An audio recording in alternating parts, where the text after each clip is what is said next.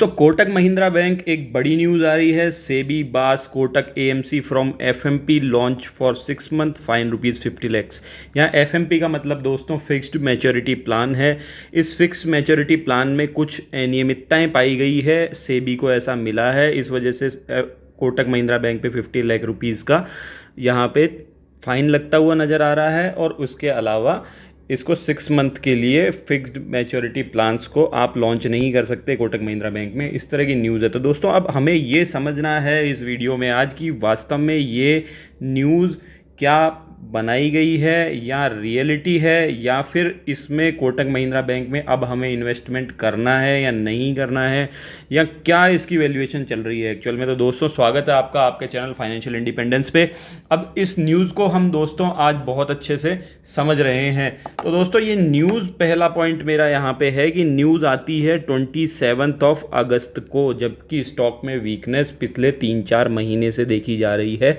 इसके जो competitors bank है लाइक एचडीएफसी, आईसीआईसीआई, एक्सिस, उनमें किसी तरह की वीकनेस 3-4 महीने से इतनी नहीं दिखाई दे रही है। जबकि एनपीएस वगैरह की न्यूज़ आप देखेंगे मार्केट में तो वो सभी बैंक्स के लिए कंटिन्यू चलती हुई नज़र आ रही है। लेकिन फिर भी कोटक महिंद्रा बैंक पिछले 3-4 महीने से, पिछले क्वार्टर से आपको यूँ कहना चाहिए, इसमें वीकनेस दिखाई दे रही थी। तो क्या ये न्यूज़ ऑलरेडी बड़े इन्वेस्टर्स को पता थी?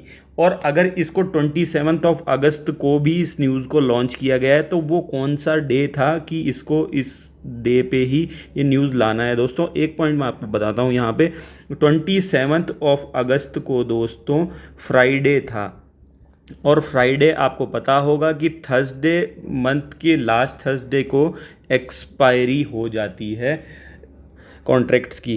तो अगर ये न्यूज़ ऑलरेडी सारी चीज़ें डिफाइंड थी पहले से तो ये न्यूज़ आ सकती थी आपकी कभी भी in the mid of month.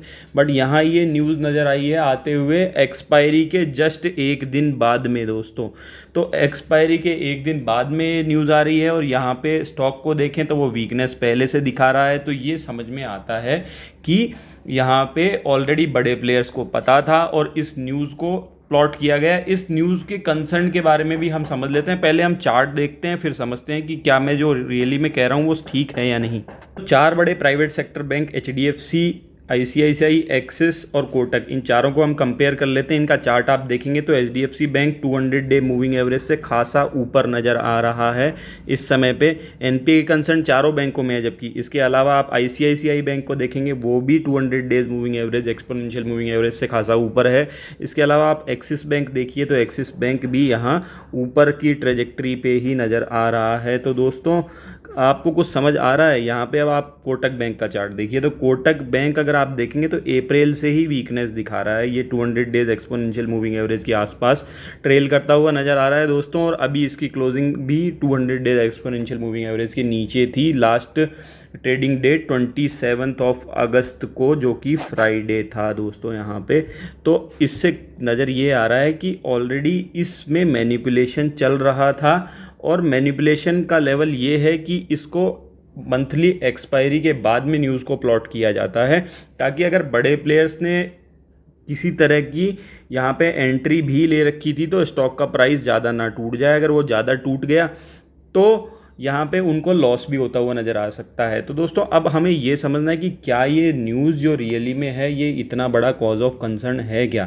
तो दोस्तों अगर आप यहाँ पे देखेंगे तो मार्केट कैपिटलाइजेशन इस बैंक की 3,40,000 करोड़ से भी ज़्यादा है, और प्रॉफिट अगर इसका इवन सिर्फ एक क्वार्टर का देख लिया जाए, जो कि लास्ट क्वार्टर की मैं बात कर रहा हूँ, तो वो 1800 करोड़ से भी ज़्यादा का प्रॉफिट ये एक क्वार्टर में जनरेट कर दे रहा है दोस्तों। और इसकी रेवेन्यू अगर आप देखेंगे तो 8,000 करोड़ से भी ज़्यादा की रेवेन्यू जनरेट कर रहा है ये एक क्वार्टर में। तो दोस्तों आप समझना चाहिए कि अगर सेबी ने 50 लाख का यहाँ पे इसके ऊपर अगर चार्ज भी लगाया है अगर किसी भी तरह का, तो क्या वो इसके लिए बैंक के लिए कोई बड़ी बात है चुकाना? नहीं, ऐसा नहीं है। बट हाँ, एक कंसर्न हो सकता है कि अगर इस तरह की कुछ भी एक्टिविटीज़ होती है कि आप कस्टमर्स को अच्छी सर्विस नहीं दे रहे हैं, तो ये बैंक के लिए एक कॉज ऑफ कंसर्न होता है कि उसकी क्वालिटी अच्छी नहीं है। लेकिन दोस्तों अगर आप देखेंगे तो ये फिक्स्ड मैच्योरिटी प्लान्स की यहाँ पे इसके रेवेन्यू जनरेशन में भी उतनी कोई ज़्यादा महत्ता है नहीं, और इससे इसको कोई ज़्यादा इनकम जनरेट हो भी नहीं रही थी। इसके अलावा भी अगर आप देखेंगे तो एक बहुत बड़ा रीज़न है कि फिक्स्ड मैच्योरिटी प्लान्स में भी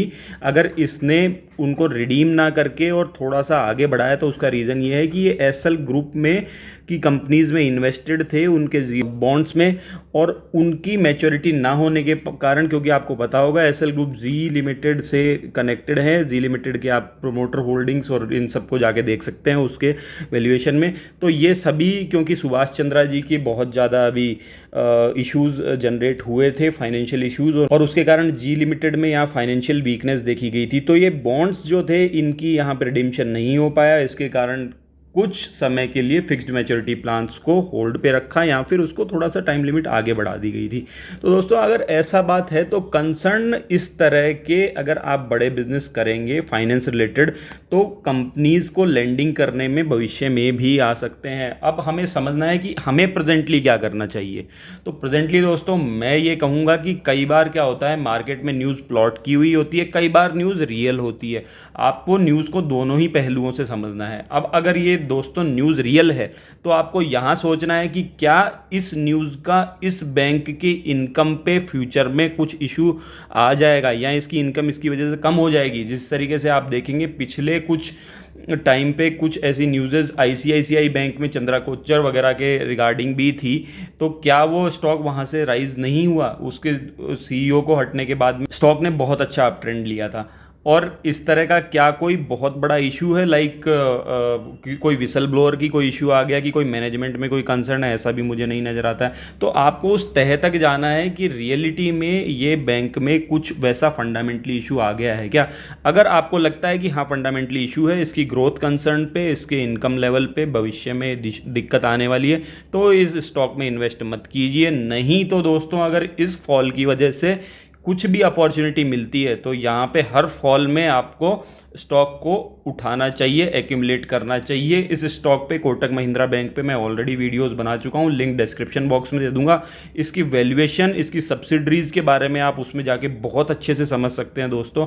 अगर कुछ भी फॉल आता है तो जो इन्वेस्टर्स यहाँ एनालिसिस करके इसको समझेंगे उनके लिए बहुत अच्छी अपॉर्चुनिटी है। बाकी अगर किसी को कॉज ऑफ कंसर्न लगता है तो उसको इस स्टॉक से इस समय दूर रहना चाहिए। दोस्तों किसी भी तरह की क्वेश्चन क्वेरी है आप कमेंट सेक्शन में डाल सकते हैं। वीडियो सुनने के लिए धन्यवाद। बने रहिए आपके अपने चैनल फाइनेंशियल इंडिपेंडेंस के साथ।